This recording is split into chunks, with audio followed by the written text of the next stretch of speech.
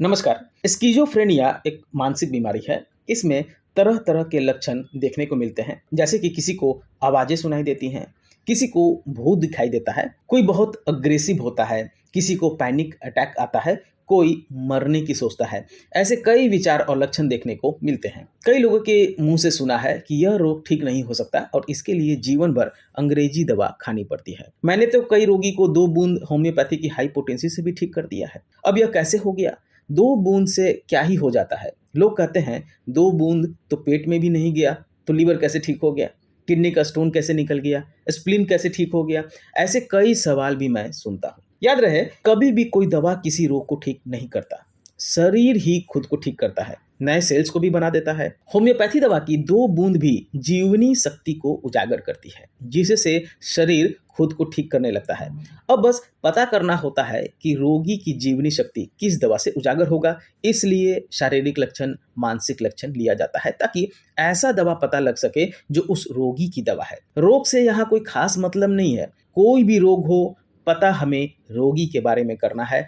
ऐसा समझें कि हम मंदिर या मस्जिद जाते हैं, वहाँ प्रार्थना करते हैं, कामना करते हैं कि सब कुछ ठीक हो जाए, दुख दूर हो जाए। उसी से नई ऊर्जा मिलती है और कई समस्या दूर भी हो जाता है। मामला यहाँ न दिखने वाली शक्ति का है, जिससे काम बन जाता है। ठीक वैसा ही होम्योपैथी की 2 बूंद शरीर में ऐसी शक्ति भरता है, जिससे शरीर खुद को ठीक करना शुरू कर देता है। आज मैं स्किज़ोफ्रेनिया के कुछ लक्षण और उस लक्षण पर किस दवा का इस्तेमाल करना है, उसी के बारे में समझेंगे। सबसे पहली दवा देखेंगे तो एनाकार्डियम। इसमें रोगी के 2 विचार होते हैं, एक सद्भाव वाला और दूसरा दुर्भाव वाला।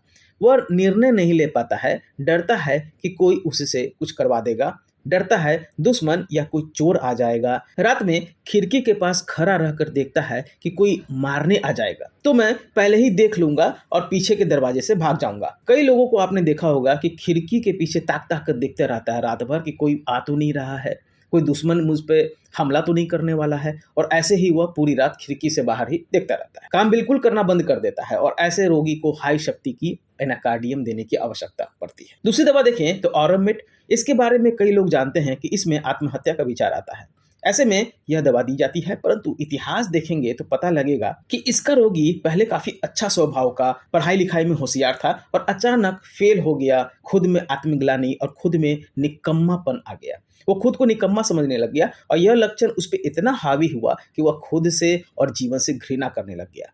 ब्लड प्रेशर हमेशा बढ़ा हुआ रहने लग गया। जवाब की प्रतीक्षा किए बिना सवाल पर सवाल पूछता जाता है और ऐसे रोगी को हाई पावर में ऑरम मेटेलिकम की आवश्यकता होती है। आगे देखें तो कॉस्टिकम। ऐसा व्यक्ति जिससे गलती से कोई अपराध हुआ और उस पर केस हो गया।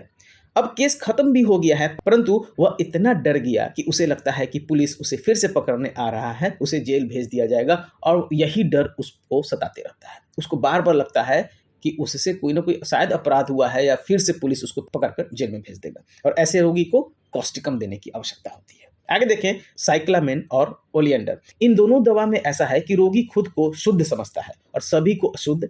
हर किसी से दूर भागेगा, खुद के कपड़े समेटेगा कि कोई उसे छू न दे, और कोई उसे छू न दे इसका डर बना रहेगा। अब यदि कोई उसके कपड़े को या उसे छू दे तो वह बार बार स्नान करता है, दोबारा स्नान करेगा, तिबारा स्नान करता है, और यही क्रम उसका चलते रहता है।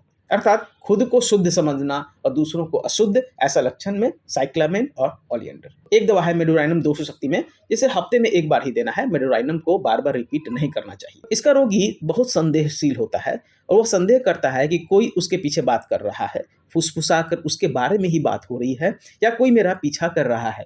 ऐसा समझना जैसे उसने कोई अपराध किया है, परंतु जेल जाने से डरता नहीं है। वह बहुत स्वार्थी होगा और बहुत जल्दबाज होगा, हर काम में जल्दबाजी रहेगा। अगर दवा लेने से उसका हेल्थ में सुधार नहीं आया तो बहुत ज्यादा निराश हो जाएगा। अब वह सोचने लगेगा कि कोई दवा उसका इलाज नहीं कर सकती है, इसलिए वह बिना रोए अपना प्रॉब्लम को बताता भी नहीं है।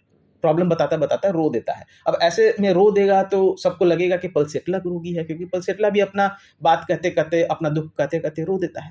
परंतु पल्सेटला और मेडोराइनम में अंतर को समझना जरूरी है। तो मैंने जो भी लक्षण बताया है मेडोराइनम का, कि वह बहुत संदेहशील होगा, बार बार पीछे देखेगा, फुसफुसा रहा है तो उसे लगेगा कि उसके बारे में ही बात हो रही है, उसे लगेगा कि कोई अपराध किया है, और ऐसे लक्षण में मेडोराइनम 200 शक्ति हफ्ते में 1 बार। वैसे तो स्किज़ोफ्रेनिया की दवाइयाँ बहुत सारी हैं, परंतु हर दवा के बारे में विस्तार से बताना मुश्किल है। ऐसे में वीडियो काफ़ी बड़ी हो जाएगी। इसलिए यहाँ मैंने टॉप 5 होम्योपैथिक मेडिसिन के बारे में बता दिया है। आशा करता हूँ आपको यह वीडियो पसंद आई होगी। वीडियो पसंद आए तो प्लीज़ मेरे चैनल को सब्सक्राइब कीजिएगा और लाइक करना भी ना भूलें। धन्यवाद।